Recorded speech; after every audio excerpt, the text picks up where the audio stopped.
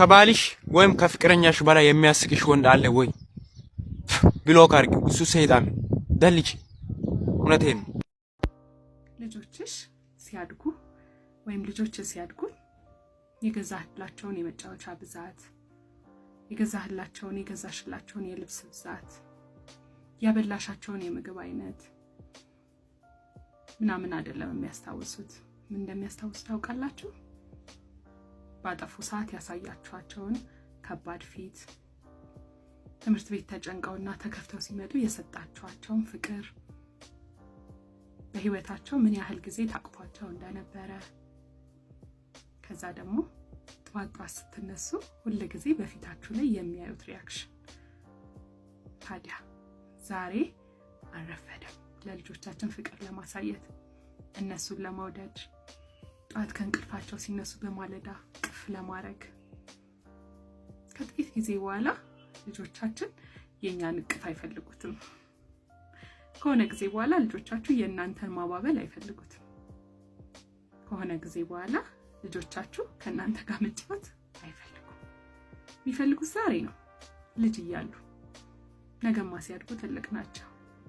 ነገር ግን እናንተ በልጆቻችሁ ህይወት ማን ተብላችሁ መስታወስ ትፈልጋላችሁ? ልጆቻችሁ ሲያድጉ ማን ብለው እንዲያስታውሷችሁ? ያቺ ጧት ስትነሳ የምታኮርፈውን ንጭናጫዋን እናታቸውን ወይስ አባታቸውን? ያ በጣም ኃይለኛውን አባታቸውን ወይስ ፍቅር የሚሰጠውን አባታቸውን? ያ ከስራ ደክሞት መጥቶ እነሱን ለማጫወት የማይደክመውን አባታቸውን? ወይንስ ስልክ ይዘው ቁጭ የሚሉትን ፓረንቶቻቸውን? አረፈደም። እውነት ለመናገር ኖርማል አይደለም። እሸቱ መለሰ ነውርን የሚጠየፍ ሁሉ ባንተ ሐሳብ ይስማማል። ሁላችንንም እግዚአብሔር ከድፍረት ኃጢአት ይሰውረን። አንዲት ሴት ስታመነዝር አገኘናት ብለው ከሳሾቿ ወደ ጌታ ዘንድ ይዘዋት ሄዱ።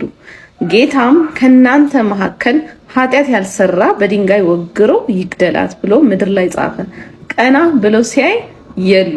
አንቺ ሴት ከሳሾችሽ ወዴት አሉ አላት። እሷም አላወኩም አለችው።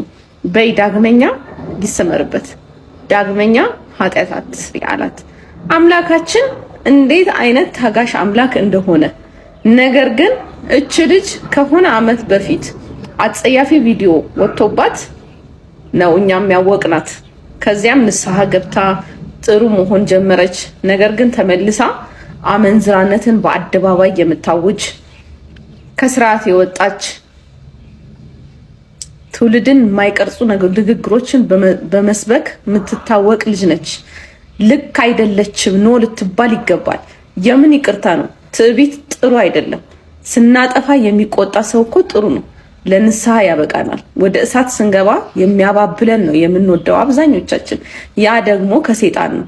አሁን ለምሳሌ መጠጥ ቤት፣ አሉባሌ ቦታ ስንሄድ እንዴት ነው ጋባዡ ብዛቱ፣ ከፋዩ፣ ኢቭን ጓደኞቻችን ይበዛሉ። ነገር ግን በሰነ ምግባር ውስጥ ስትሆን፣ ከዚህ ሁሉ ነገር ስትርቅ፣ በቃ ፋራነ ማንም አይፈልግህም አይነት ነገር ግን አምልጣል። ለትውልድ ጥሩ ነገር እናስተላልፍ።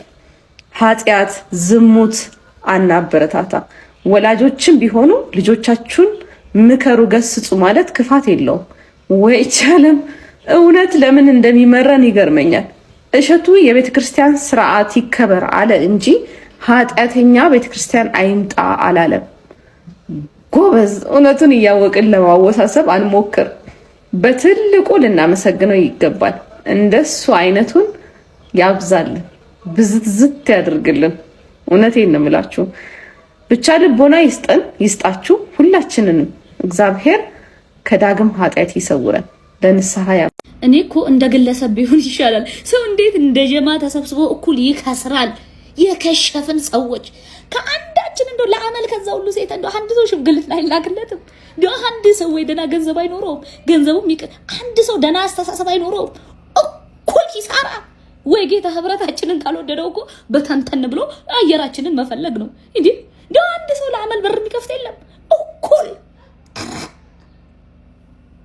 ሄሎ ትራምፕ፣ አሎ ኢትዮጵያን ፒፕል፣ ስንወጣ ሃንገሪ፣ ስንገባ ሃንገሪ፣ ነዳጅ ሃንገሪ፣ መድኃኒት ሃንገሪ፣ ሁሉ ሃንገሪ ነው። ሆስፒታል ሃንገሪ፣ ባንክ ቤት ሃንገሪ፣ ትራንስፖርት ሃንገሪ፣ በቃ